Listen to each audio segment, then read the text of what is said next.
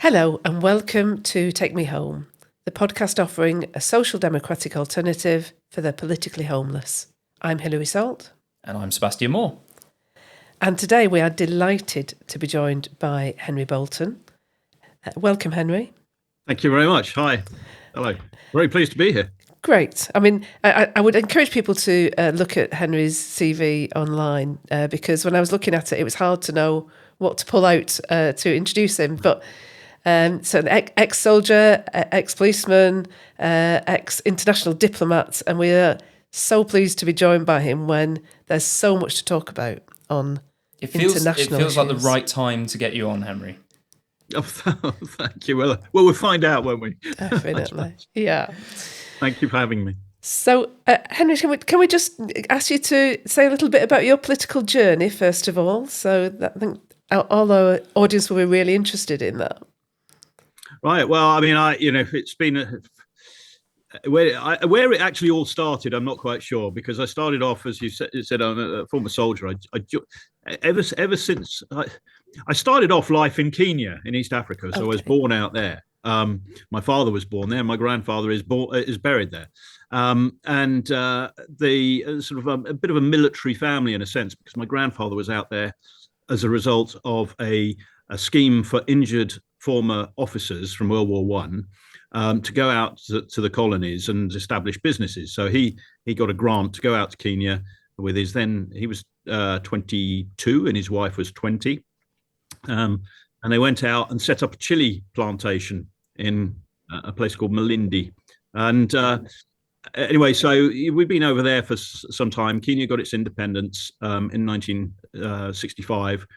And then we returned shortly after that, because what a lot of people don't really know is that that Africa was rather like Zimbabwe went and so on. And so we all the whites lost their jobs. There was a question over the rule of law and tribal issues and so on coming to the fore, which had sort of the Brits had kind of kept a lid on. And so anyway, my mother and father felt it was time to leave. So in a sense, my earliest years were somewhat influenced by global events and the evolution of whatever. And my first, it's giving you a bit more of a history because it's sort of it's where it's shaped my politics. My first visual memory is actually of my brother drowning. I was just below. I was 4 and nearly 5 years old.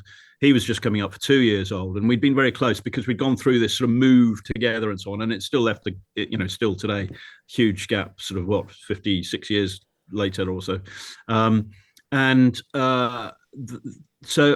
the circumstances around that, nobody was to blame.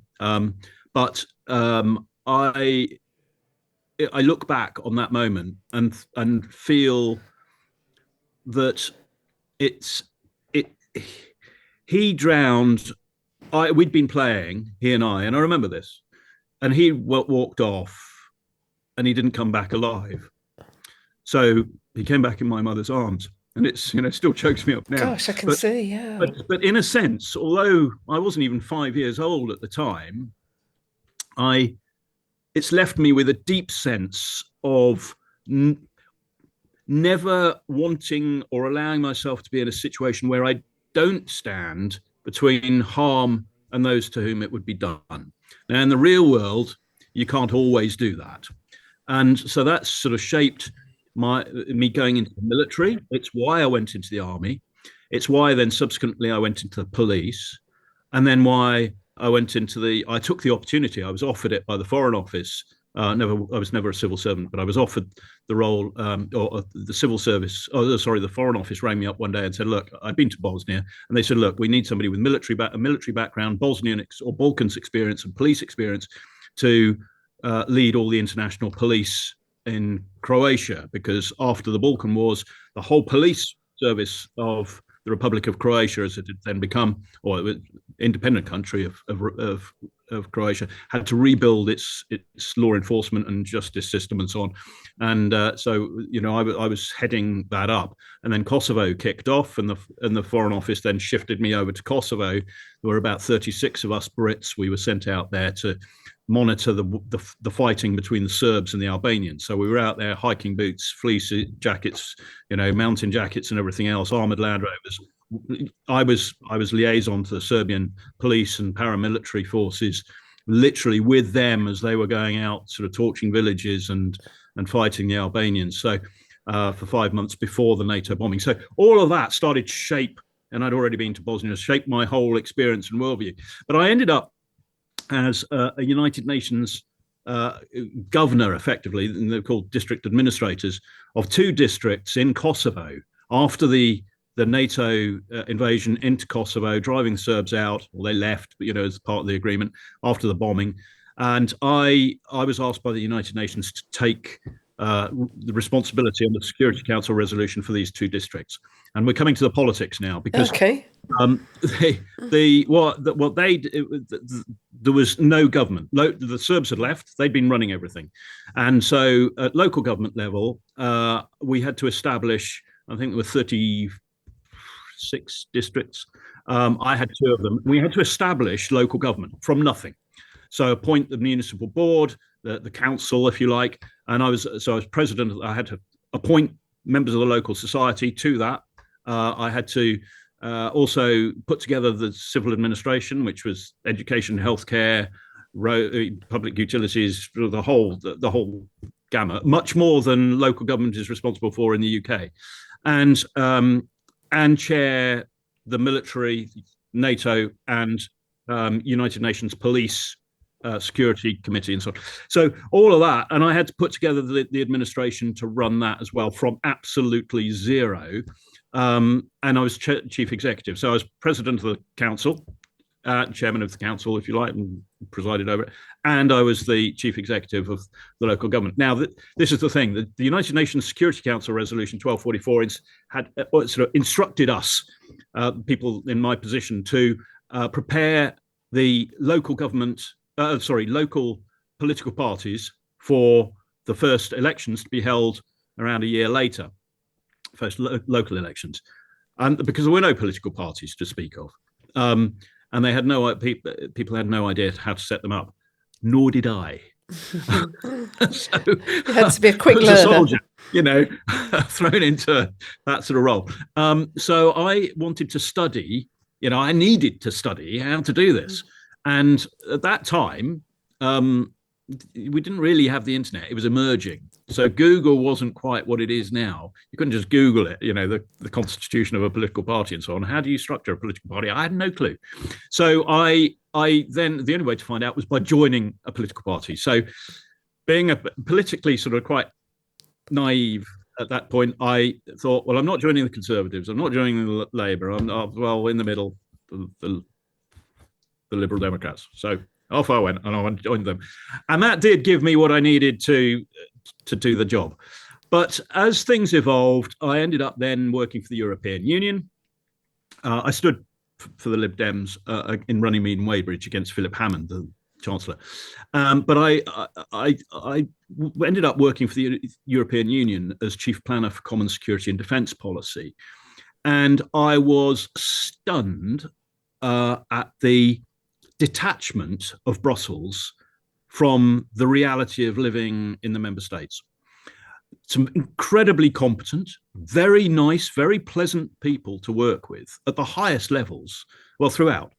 Probably a lot more competent in some respects than our own civil service, but great people to work with, but detached from a lot of reality and had no concept of the value of the money that they were spending here, there, and everywhere, or the delivery of actual positive effect for the populations of Europe.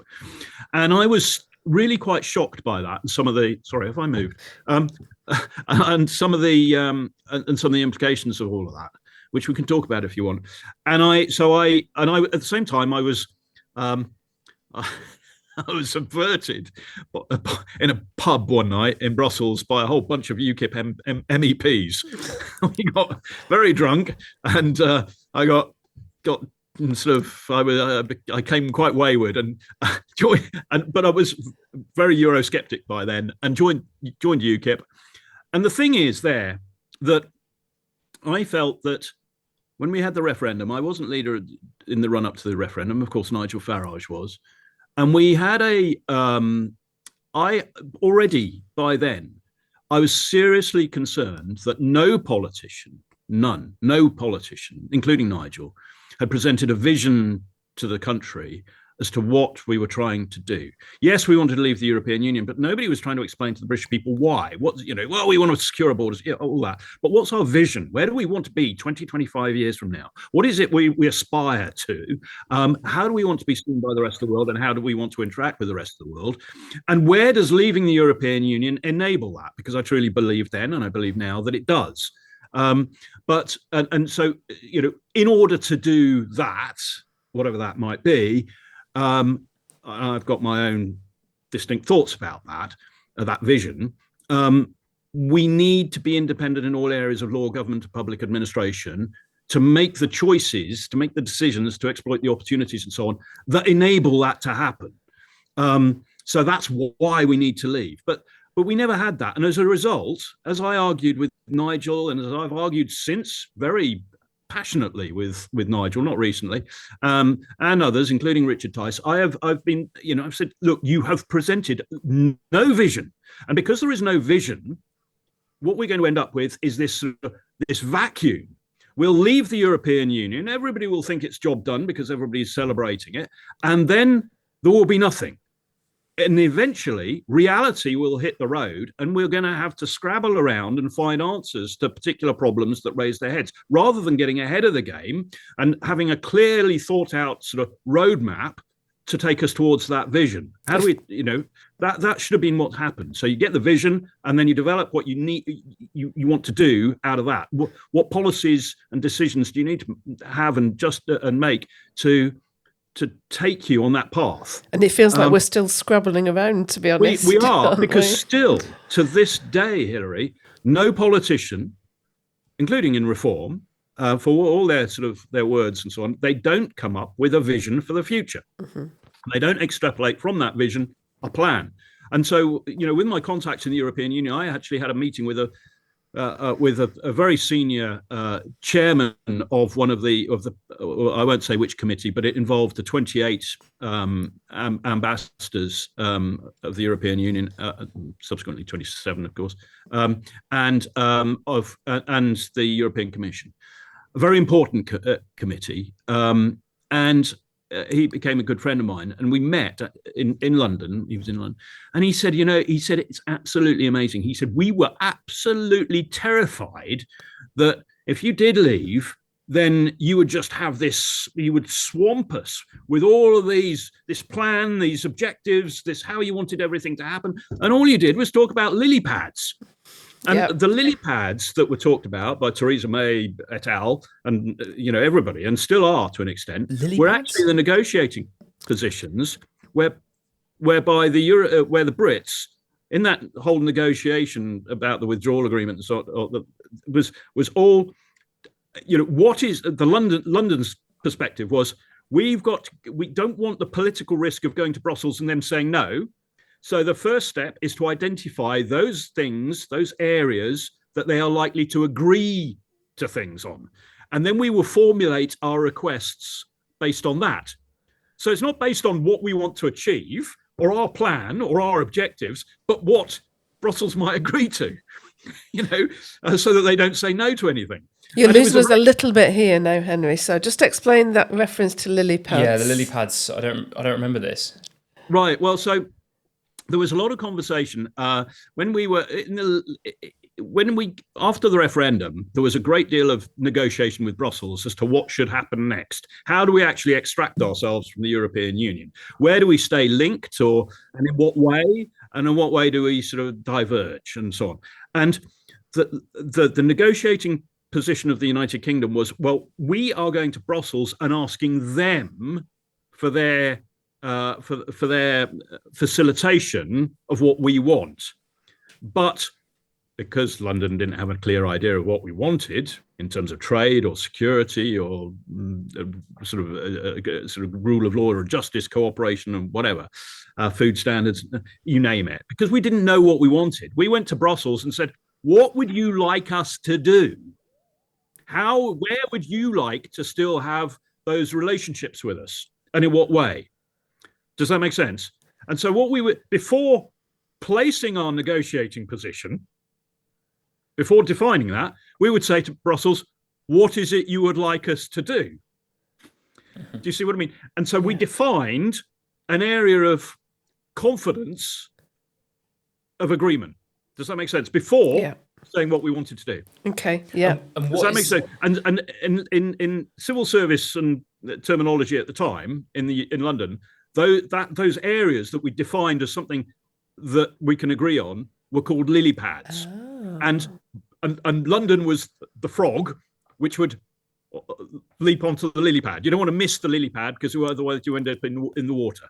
Okay. Hence that bizarre phrase, lily pad. Yeah, we've learned something there, haven't we? So how do you, because you're now a member of the SDP, how do you come to join the SDP? Well, I took the leadership of UKIP, which is a necessary sort of part of the story, not because particularly I wanted it, but because after Nigel stood down, and then there was a period of about 9 months when a very nice guy, Paul Nuttall, took over the reins, but he exercised zero leadership.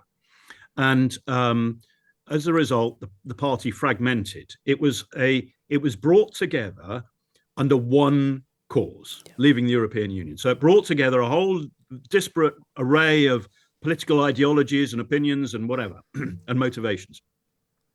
When we won the referendum, Nigel Farage basically said, job done, and walked away from it, which was very unwise.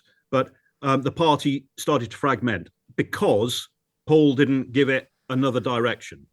So around certain personalities in the party, it fragmented. And then there was another leadership contest, and I threw my hat in the ring at the very last moment because I saw the other candidates lining up, and I thought, not one of these people is going to lead the party to deliver, to initiate and contribute positively to the national debate on what the vision should be. And I still believe that to this day, that somebody needs to do it. Where do we want to aspire? What do we want to aspire to be? And I felt that UKIP, having brought about, largely been responsible for the referendum and for its results, had a responsibility to the country, in the absence of anybody else doing it, the government, to initiate that national discussion on where we want to be and developing that roadmap to get there. And I believed very strongly in that, still do. And I saw that none of those other candidates had either the nous or they all had separate agendas, very specific agendas, most of them. And I fell foul of those very quickly when I did become leader. So I threw my hat into the ring. I think nobody was more surprised than I was that I won it. I went on 2 tours around the country, speaking to the members, as I promised to do, listening to them. And it was all going rather well until it went rather badly. There were 2 problems. And it's all leading to the SDP in a way. I'd always, throughout this sort of story of UKIP, I had always been well aware of the SDP, always had a great deal of sense of empathy for the position of the SDP. But frankly, the SDP was, and still to an extent is, a very quiet voice.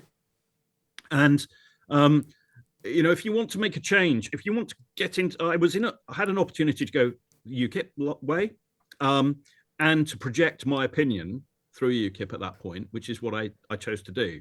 And from the very start, in fact, from the same day that I was elected leader, I was starting to get a great deal of pushback from members of the National Executive, 14 members of the National Executive. And they campaigned against me in the leadership campaign and afterwards. I had no access to the membership. I had no access to funding. I paid for all of my travel, everything myself. there were all sorts of things going on in the background. A lot of briefing against me in the media, a lot of briefing everywhere. I was holding my own against that until I made. We're human, and I'm not proud of what happened. But then I had an affair with this young lady, 30 years younger than me. Which again, I think I would probably have survived. I regret it because it split my family. I ended up losing the leadership of UKIP. I ended up having lost my savings because I'd spent them all on UKIP. So it was all to naught, really, because what I didn't know is that she'd sent some messages about Meghan Markle, which then were sold to the media, and then it all went. That gave the National Executive enough ammunition. But what the National Executive wanted to do was go down the route of bringing in Tommy Robinson, the Football Lads Alliance, anti-Islam, anti-immigration, and that was about it. They still considered job done with Brexit, and they didn't think that. And I wanted to bring the party into a sort of more mature position to actually contribute more generally to British politics, and so that brought about my downfall. Now, then I went through a very bad patch. I'd lost everything. My relationship with that young lady lasted a couple of years, 2-3 years. And then that went wrong. And so I've been picking myself up. As I've done that, I haven't lost my interest and passion for politics. And the SDP, I've come to realize, are just a really good bunch of people.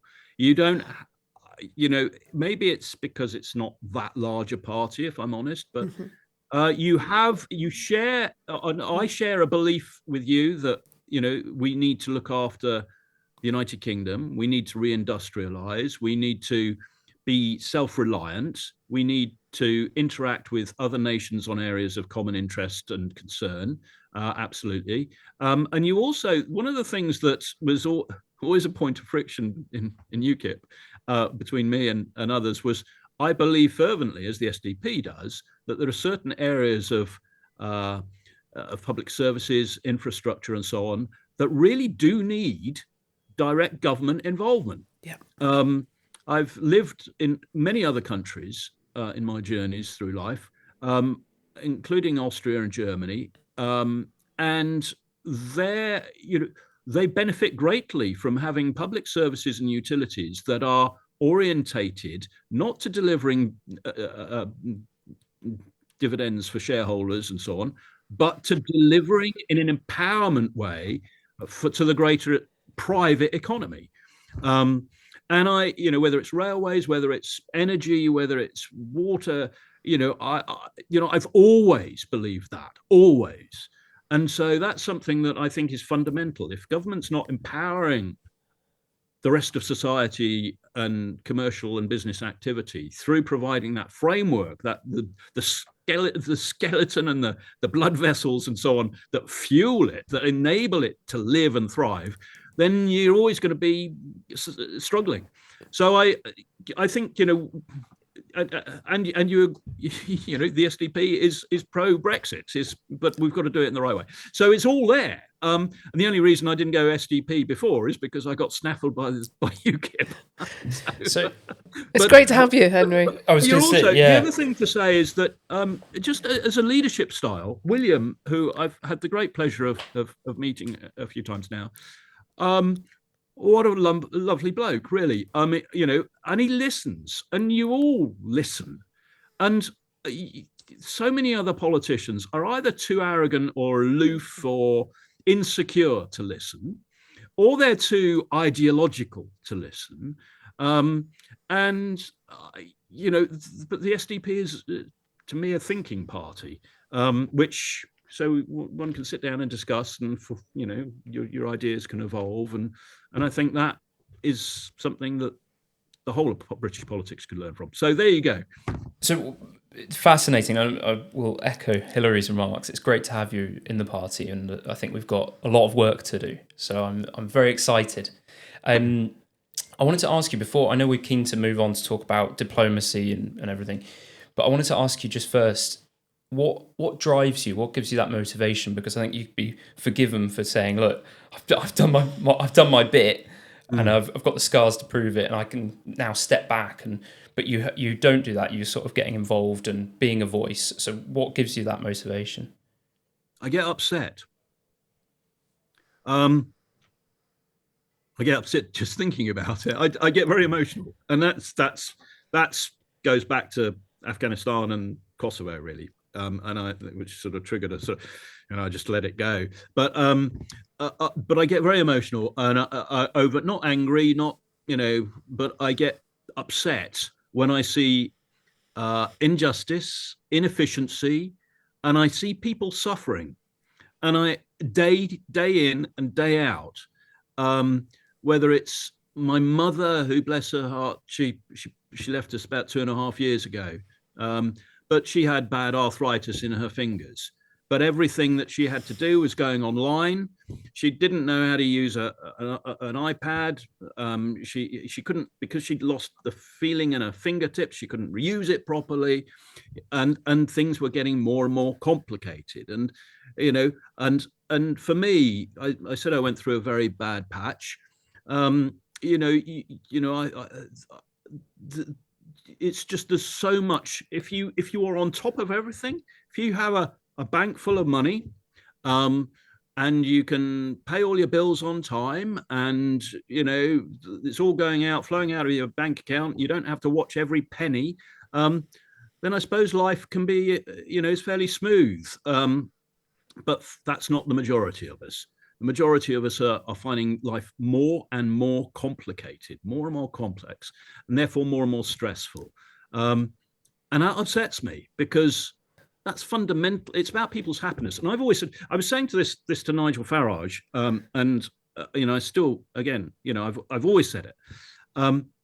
If you can, people have a right to not to have things in their life that disturb their confidence, their optimism, their prosperity, or their security. And I think, actually, in a thriving society, you've got a state, politicians, civil service, all of these things that we create, the infrastructure we create, is there to enhance confidence, optimism, prosperity, and security. And if their feelings, it's not about, we earn more money than a German, or a whatever. It's not about that. It's, do we feel prosperous? Do we feel optimistic? Do we feel hope and so on?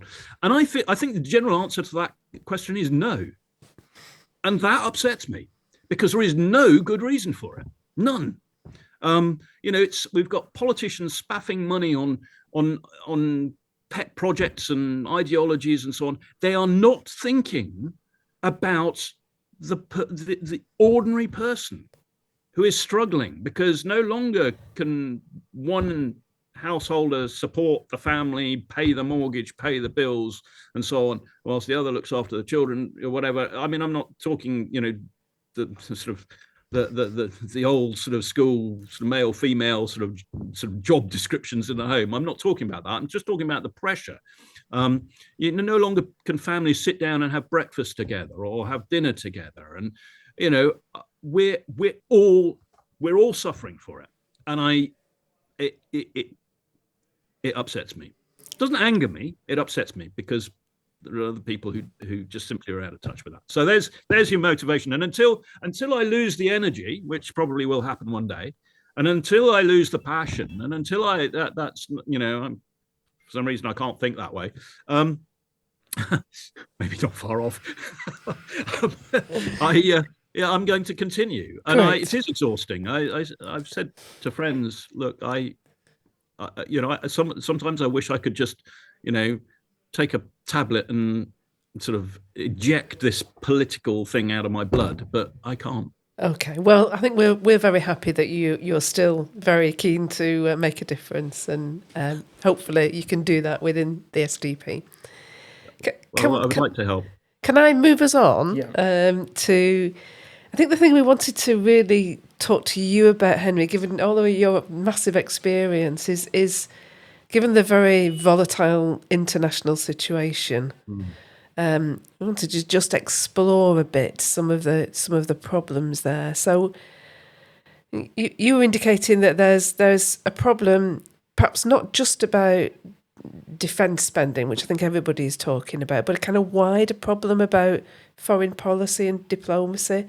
Do you want to just explain a bit about that to us? I'm conscious now that when I give you an open question, you really go at it. So I might just interrupt when we get to a point where I have in Russian. There's a word called Bolton, which is close to my name, and it means chatterbox. So you do have to sometimes just.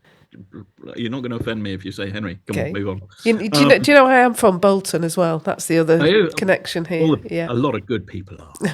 Indeed. I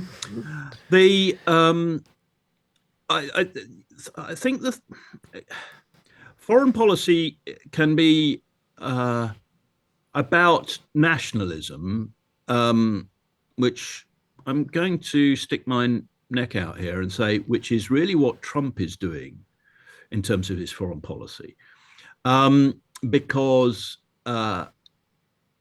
if it's about trying to always put your own country beyond others, in front of others, as he seems to be doing, dominating others. You think of his talk about Greenland and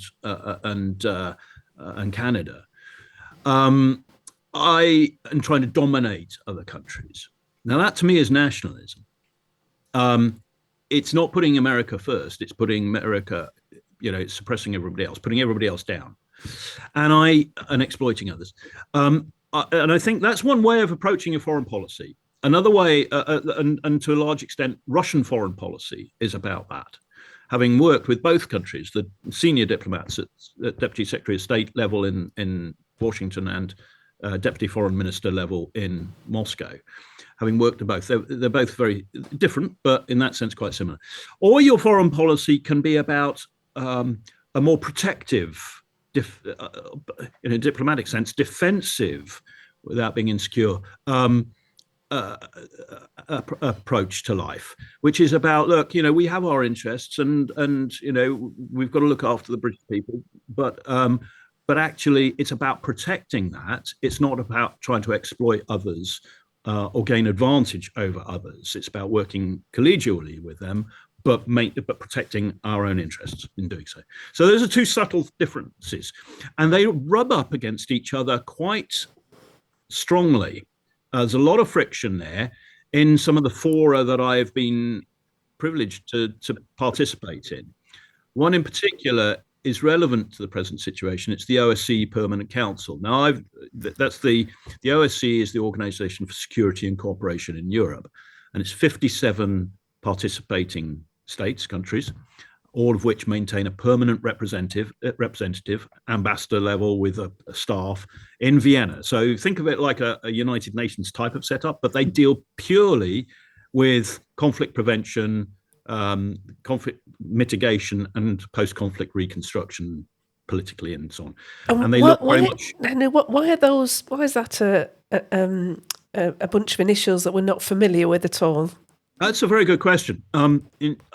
In 2000, they are very good question. They are front and center of every major conflict that has involved the Northern Hemisphere, I would say, for the last 30, 40 years.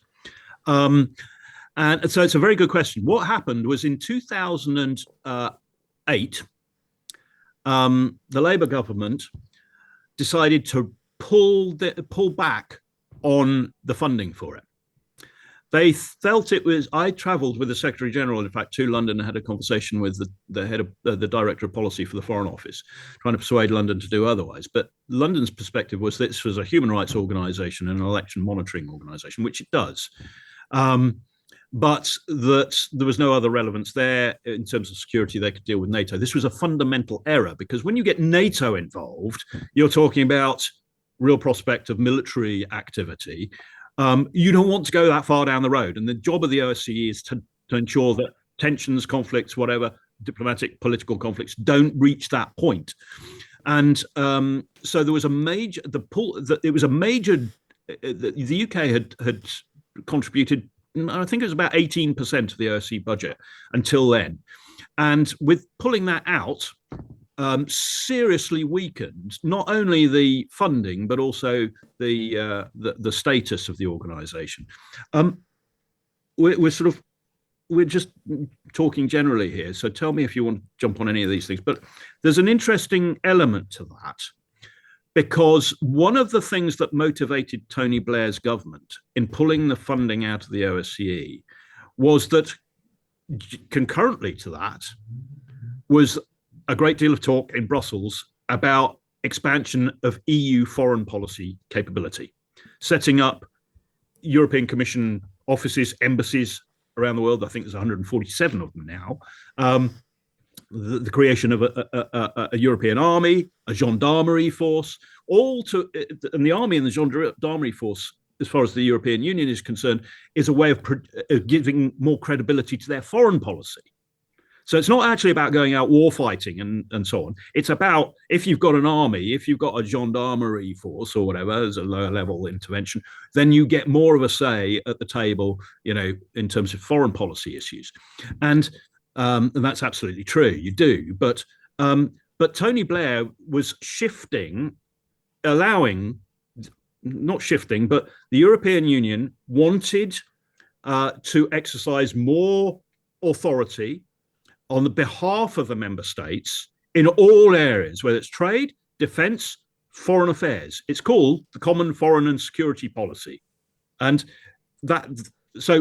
Europe's taken that on. And in fact, now, under the Lisbon Treaty, the member states are required to coordinate their foreign and defence policies, which is a seriously limiting factor. So Tony Blair's position was absolutely valid in that sense. If Europe's going to do all this work for us, we don't need to be doing it as well. That's duplicating. And you may or may not recall that at that time, the government was selling off all sorts of real estate. A lot of it's become hotels now, top-level hotels in London. They used to be civil service offices, had been pretty much since they were built, but not now. They've been sold off. It was all about that. So the OSCE, just so that people know, every week, all the ambassadors from Vancouver to Vladivostok, as they say, the Russians, the Americans, every EU member state, the Canadians, the Japanese, even the Australians have an affiliation, Israel, even, all the Central Asian states, Morocco, Algeria, they all 57 of them sit around the table, and I've had the privilege of chairing that group on a couple of occasions. All of those ambassadors sit around the table every week to discuss conflict-related issues. So in that, when people say, well, who's talking about Ukraine? Everybody's talking about Ukraine in that forum every week.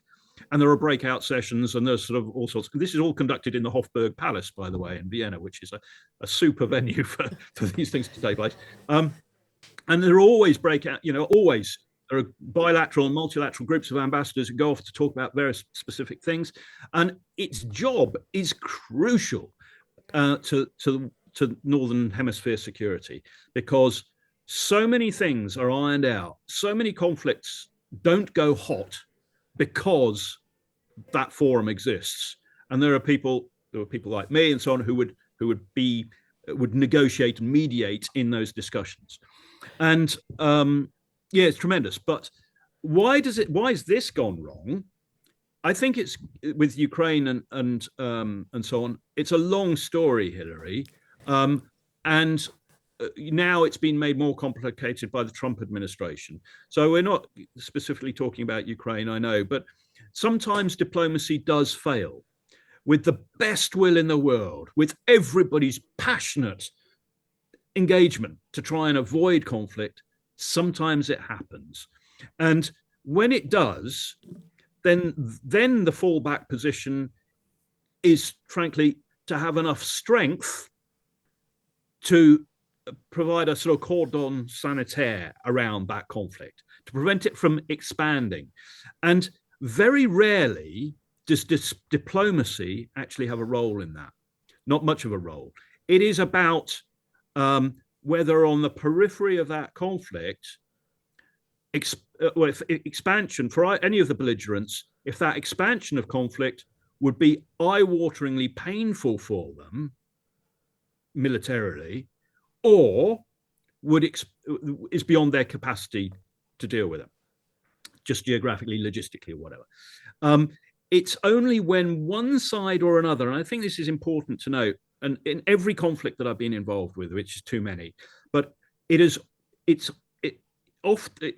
generally if it's left to a natural end, it is because one side or the other has run out of steam.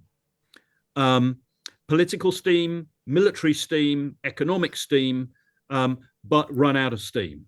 And at that point, there is an intervention opportunity.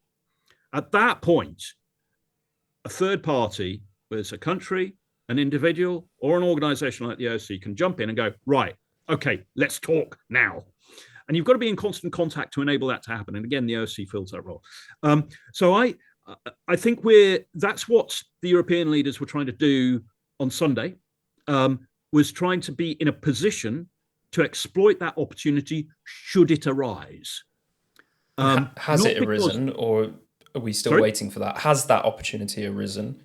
No, I don't think it has. I don't believe it has, and I don't believe it has because I don't want to get into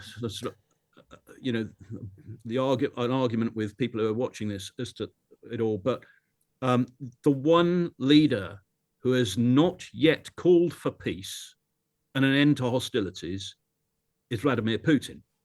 He is the man who initiated the military invasion. Okay, we can discuss till the cows come home why and whether it was justified or whether it wasn't, but he is the man who initiated military hostilities. He is the man who invaded a sovereign state. He is the man who is maintaining that offensive pressure. And he is the man who is not calling for peace. What he's doing is demanding, up until last night, certainly as spokesman, demanding that Ukraine hand over territory that even Russia hasn't yet occupied as a precondition for even participating in negotiations. So Ukraine wants peace, but it needs security guarantees, and we can talk about why that's absolutely valid. What might those security guarantees look like in your experience? That's not really possible to say, and I've been on social media a little critical of Rupert Lowe and Nigel Farage and Kemi Badenoch, because they've been asking the Prime Minister, how many troops, to do what are the rules of engagement, and so on. The answer is we don't know. The first step is let's think about this. Let's scope the options. And let me explain. So none of this can happen, and as I've sort of explained, until there is that agreement, until the sides have run out of steam. But you've got to be ready to jump in there with a discussion. And now we can have that discussion because what happened on Sunday. When you've got that agreement will identify whether there is a role for a military confidence building measure. And there's this particular doctrine called peace support missions, not war fighting, peace support. So to provide all sides of the conflict and the civilian population with the confidence that neither side is going to resume hostilities again. So it's a transparency thing as well as a sort of a little bit of a policing thing. But that agreement, whatever it is, and we haven't got an agreement yet, will define whether there's a role. If there is a role for a military force, that doesn't mean war fighting. It may be just monitoring, like in the Lebanon. There's a peacekeeping force on the border between Lebanon and Israel, for example. And there's one on the Golan Heights. There's many of these things. Cyprus, still a UN mission there between the north and the south. They're not war fighting roles. They're monitoring, policing kind of roles. That agreement will define the role, and will define what the parties will agree to in terms of the size and composition of that force, its authority, its rules of engagement, and so on. Now, what will be happening now, as we're talking, because the European leaders have said, look, some of us are prepared to think about doing such a thing, participating in such a thing, because we understand that that might be crucial to the parties agreeing to a peace agreement in itself. So the military planners will be spinning up all sorts of scenarios and options for the politicians, for the diplomats to go to the table with, during those mediation talks. So without an agreement, there will be no deployment. Without an agreement, there will be no definition of the mission. Without a definition of the mission, we don't know what size of force, what composition of force, and what rules of engagement that force will have for that deployment. So it's too early to say. But it's important diplomatically for the leaders to be pre-positioned to know whether or not, in principle, they would be happy to enable a peace agreement to be reached and hopefully to be sustainable, if necessary, by the presence of a third party on the ground. And the answer to that is clearly yes from some countries, and I applaud that. It's too early to discuss any of the other elements to it. But I used to do military planning as well at that level, and it's something that's a fascinating piece of work. And they will be burning the candle at both ends. They'll be working shifts doing this planning, and they'll be pretty close to sort of being able to present the Prime Minister and the Chief of Defence Staff with options that they can go to the table with. But all of that is dependent on agreement. So can I just check in with you that I've maybe understood some of what you're saying? So are you saying that the OSCE is potentially a forum in which the UK might re-establish some credibility and a diplomatic presence for the country? Hilary, that's a very astute question. The answer is yes. Great, okay.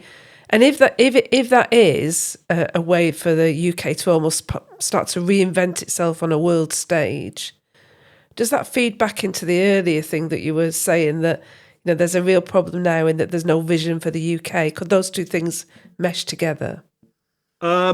Yeah, the latter sort of really leads to the former. So your first thing is your vision. What is it you aspire to be? So a confident, optimistic, prosperous, and secure nation that is seen by its friends and allies abroad as a firm and reliable outward-looking trading partner, something like that, whatever. Now, okay. Out of that, you extrapolate, okay, we want to be outward looking. We're looking at the rest of the world, but it's about being confident and optimistic ourselves. So confidence comes from fitness, health, and in everything, including your security, and security is part of it. So to do that, I mean, there are a lot of people, Hilary, sorry, I'm all over the place, but there are a lot of people who think that if we secure our borders and we withdraw behind them, then the job's done. Yeah. And they're being encouraged by many politicians to think that way.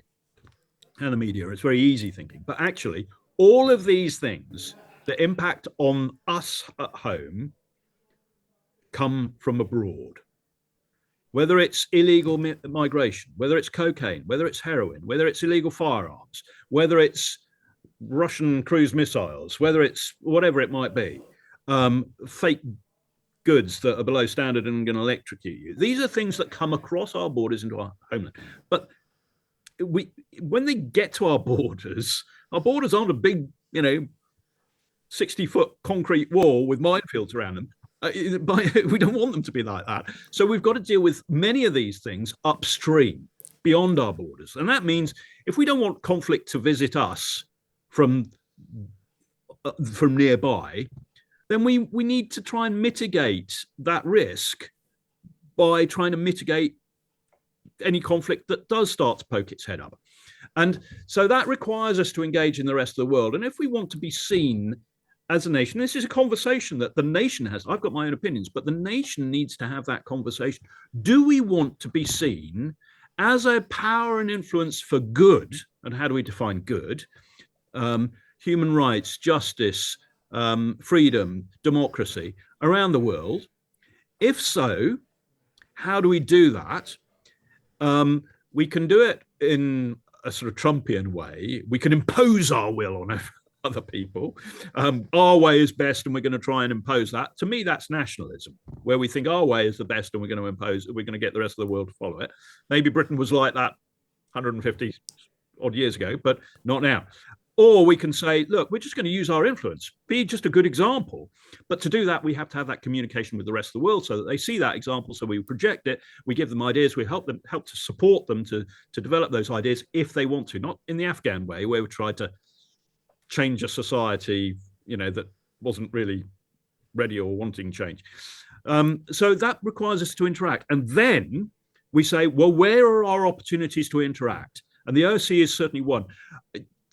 If I may, Hilary, sorry, but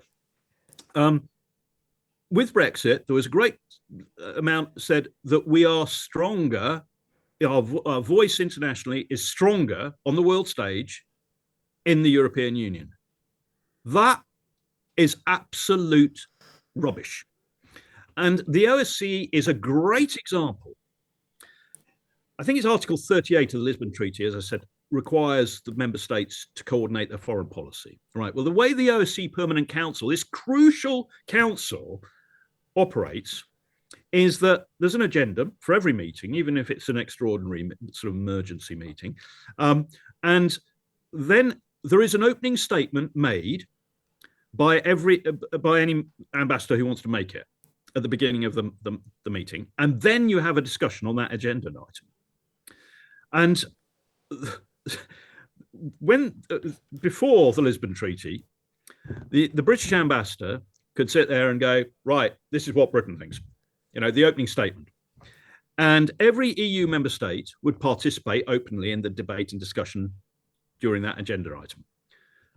Afterwards, and the situation until we'd left the European Union, was that, because the Lisbon Treaty also says that the European Commission will act as the coordinator for that coordination.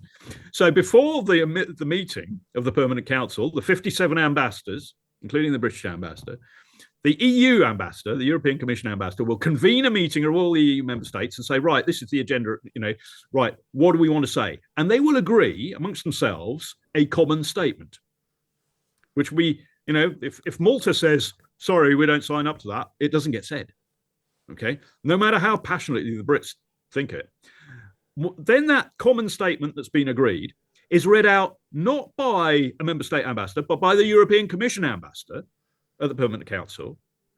And then you enter that debate, a free debate, presided over by the chairman. Any ambassador, the Tajik ambassador can say something. The American ambassador, the Canadian ambassador, all these different ambassadors, the Russian ambassador, Kyrgyz ambassador, whoever, can say what they want, but not the EU member state ambassadors, because they can't coordinate what they want to say with the other ambassadors. So the whole thing is dumbed down, and the only voice is the European Commission ambassador. So utter tripe that we had allowed a voice. Now we're back in that position. Now we can exploit that opportunity. Absolutely. Going back to your point. So using that independent voice, it sounds like a real solution to me. Sounds like we've brought a solution. You've got to be prepared. We are not in the habit, Hilary, in the civil service, in diplomacy, or in politics, of taking a forward-leaning role internationally. And this is that's one of the reasons I was very pleased to see. I disagree with him on just about everything, but I was pleased to see Keir Starmer take that initiative at the weekend, because it's heartening that somebody somewhere has had the gumption to say we might have a role in this, Prime Minister. The director of policy of the Foreign Office once told me there is, when I suggested that we took more of a leading role post-Brexit in European Common Security and Defence, in terms of influencing it from outside, not being part of it, he said, well, there's no appetite for that. That's the problem. Yeah, okay. So just to wrap up, I just wanted to say that a lot of my friends and family were very against the idea of Brexit because they would frame it as us stepping back from the world stage and withdrawing within our borders, like the Little Englander sort of characterization of it. It's refreshing to hear you talk about the opportunity that being outside of the EU offers us in terms of being able to strengthen our diplomatic relations with other countries. Absolutely. And I could give you another example. I mean, that's very much the case. And it's probably, there are two reasons I really, in essence, that I wanted to leave the European Union. Yes, I saw the sort of inefficiencies of the European Union, but I actually felt there were a lot of things that the United Kingdom, historically, we have a lot of expertise and a lot of contacts and connections around the world, still good relations. They're not as good as they were. But we could actually be a great example and lead many of the things that the European Union does from outside, but are constrained by being a member of the European Union from doing it.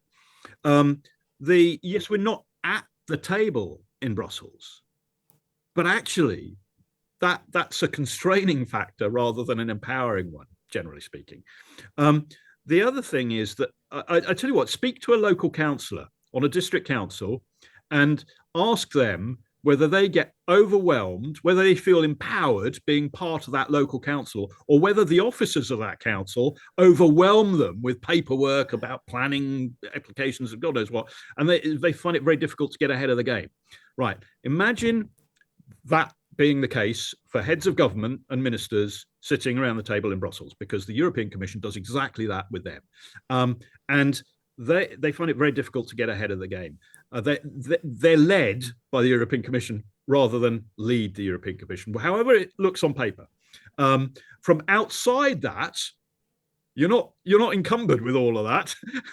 So you can still exercise that leadership and influence in a different way. The other thing is, another little thing I used to do, Hilary, was I taught for about 13 years, gave talks on the United Nations civilian staff officers course. So we're looking at the sort of people who are aspiring to be the special representative of the UN Secretary General leading international United Nations missions around the world.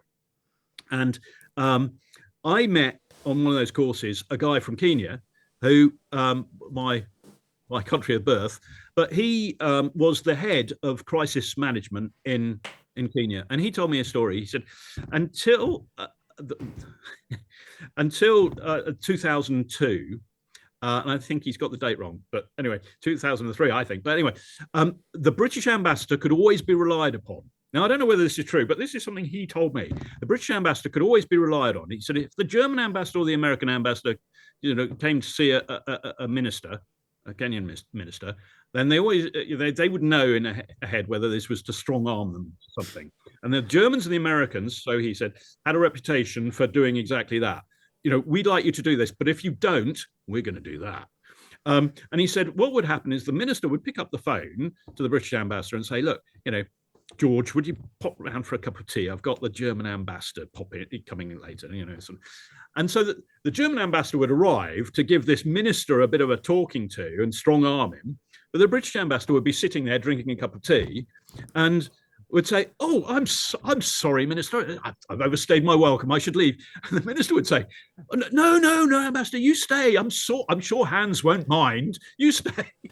So, had that sort of effect. And we were always that sort of benign third-party friend. And that's how he saw it. That's not how I see it. But again, we stepped back from that when we gave the European Union the lead in foreign policy, when Tony Blair did that. And we've never taken that lead back. And when you think about it, we are going back 20 years, thereabouts, when that started to happen. And when that is a whole generation of civil servants. Most of the British civil servants or diplomats have no clue that that's how we used to operate. They're conditioned to operate in a very different environment. The only way to change that is through visionary leadership in government. Great. That's a fantastic last few words to finish that section on, I think. There you go. That's Hilary interrupting you. We were talking about. He said it was okay. Smoothly done. Let's the OSCE, Hilary. So thanks, Henry. We're going to move on now to Culture Club, and we'll give you a rest just for a moment. And Sebastian and I will start. We've got a bit of a double hander this week, haven't we, on Culture Club? Yeah. So because yesterday, so we're recording this on Wednesday. Yesterday was Shrove Tuesday, or Pancake Tuesday, as I call it. Now, Shrove. What does Shrove mean? Do you know? I don't know. It's something to do with the church, isn't it? Yeah, to shrive, it's a verb. To shrive means to give absolution for sins. Okay. So the idea is that before this period of 40 days, which represents the 40 days that Jesus was in the desert being tempted by the devil. Yep. Before this 40 days, you'd go and you'd give confession, or you sort of do confession, and the priest would give you absolution. He would shrive you from your sins. Right. That would be on the Tuesday before Ash Wednesday. So the Shrove Tuesday became known as Shrove Tide. And then Ash Wednesday, you have a little mark on your head, don't you? You have the ash put on your head when you were a kid. Yes. Why is that? Remind me why that is. You I don't know. Do you know, Henry? I don't. No. Oh, my grandmother would be appalled. Yeah. I think I might know, but it's certainly not. I'll get it wrong, so Okay. I won't venture into that. Okay. I've told you before, haven't I, that in my gardening club, which is like all the volunteers doing the work down in the local park, we have quite a lot of the Chinese community come and join us. And so we do gardening, but we also talk about, I kind of tell them what all the plants are called and things like that. And we had a little discussion yesterday about Pancake Tuesday and Lent. I was trying to explain everything to them about... I remember when I was a kid, growing up in Bolton, for Lent, there would be, really hard drinking men who would give up alcohol for Lent. It's kind of it was the equivalent then of dry January now, although maybe less virtue signalling about it. And do you know why people give stuff up? What the representation of that is? So my memory from being a kid is that quite a lot of people didn't eat meat at all for the whole 40 days and 40 nights, and they didn't eat eggs and dairy, and that's why we had pancakes, because we used all that stuff up in the house before the 40 days and 40 nights. And it's all building up to Easter, isn't it? Yeah. So I think that's why you give things up, because you're showing solidarity with Jesus. Is that Yeah, essentially. So the idea was originally it was fasting. So you'd fast, like you were talking about, from meat or other things, and just like you say, you'd want to use up all the products that you've got in the cupboards that might go off, and so you'd have the fatty things and the stuff that might go off, bread and stuff like that. And then it became that Shrove Tuesday. It became a pancake thing because milk would go off and eggs and so on. I don't even know what goes into pancakes. Milk and eggs. Yes, milk, eggs, flour, a bit of salt. Yeah. And so in other cultures, it became known as Fat Tuesday because of the fat that you would be using.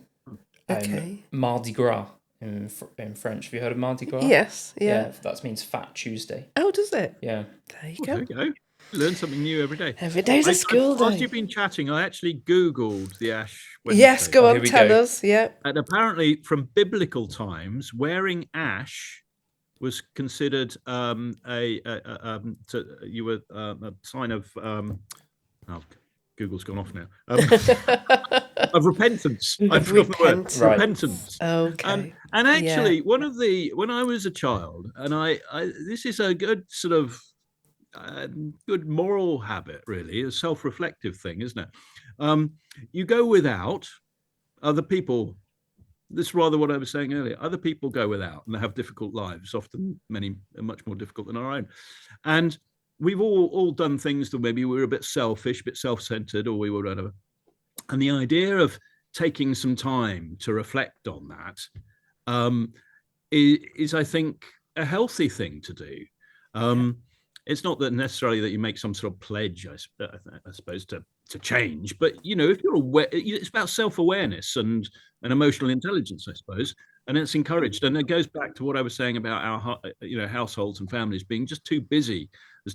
Modern life is so intense that you can't sit down and you don't have a moment to sit and reflect. And if you do, you're too tired, or you've got a child screaming and shouting, and you just don't have any bandwidth anymore to do this. And I think that's one of the reasons these things have sort of slowly faded from society within the space of a lifetime. And of course, a lot of these things, there's a bit political, but the influence of other cultures and other religions in the United Kingdom sort of getting a little offended, or people in the Church of England trying to sort of go out of their way to make other cultures and religions feel welcome, whilst to an extent having the effect of maybe undermining our own in that way, and these traditions and these quite healthy things. Even if you're not religious, the psychological process is probably a healthy one to go through. Yeah, and one of the best ways you can welcome other people is by including them in these things that have formed part of our tradition and our culture for so long. Exactly. Yeah. So they weren't too busy in my family for pancakes. So I had pancakes yesterday lunchtime. Very good. I took my dad. My dad's still lives in Bolton, so I took my dad pancake mixture at the weekend so he could do his own. My son Joe, friend of the show, Joe, has always been absolute, devourer of pancakes. When he was a little boy, he would eat like 20 on Pancake Day. Well, And now he's in London. He hosts an annual Pancake Day wonderful evening. So he had Nice. friends round. Did you know? Now, not a lot of people know this, but being addicted, it is a thing. Being addicted to pancakes. Oh gosh. Now, I know that because I went through a phase about a year ago of probably about exactly a year ago of just deciding, because I've always eaten pancakes. I've never eaten pancakes for breakfast before, but somebody I know does. And I used to.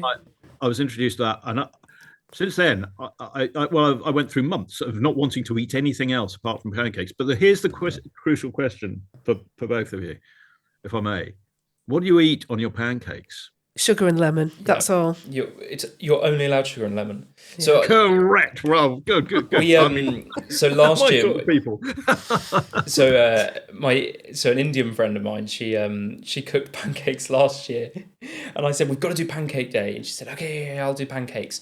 I go round to her house, and the oven's on. I'm like, what's going on here?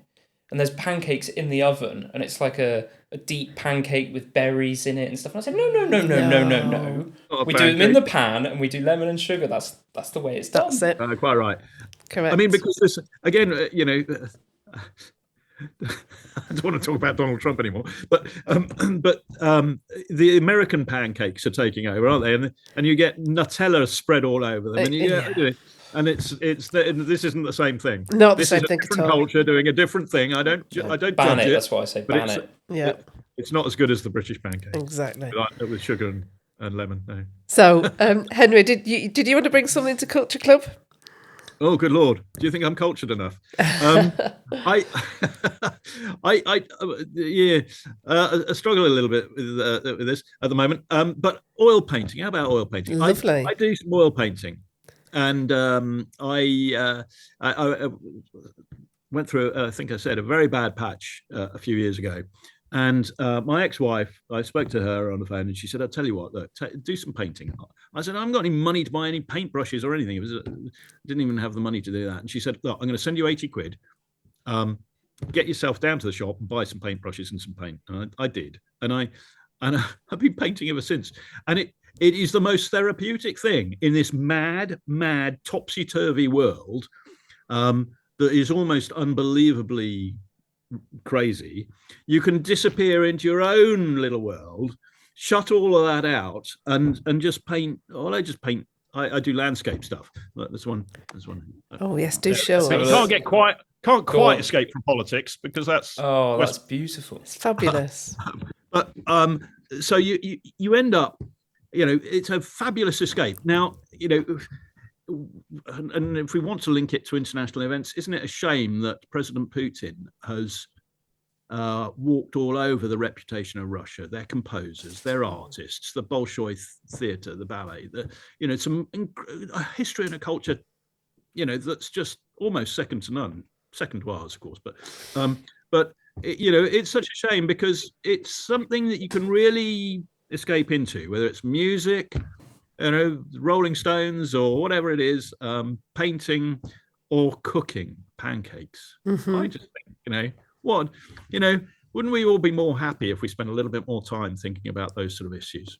Exactly. Yes. What a positive note to end on. It is fabulous. Thanks so much for joining us, Henry. Thank you very much for having me. I'm sorry if I don't apologise. We've been really pleased to have you, and we've learned a lot, and quite a new area for us. So, thank you. Thank you. Well, take care. Thanks everybody for listening. Please do subscribe to the show, recommend it to your friends and family, and like it. And we will see you all next week. Thank you. Cheers.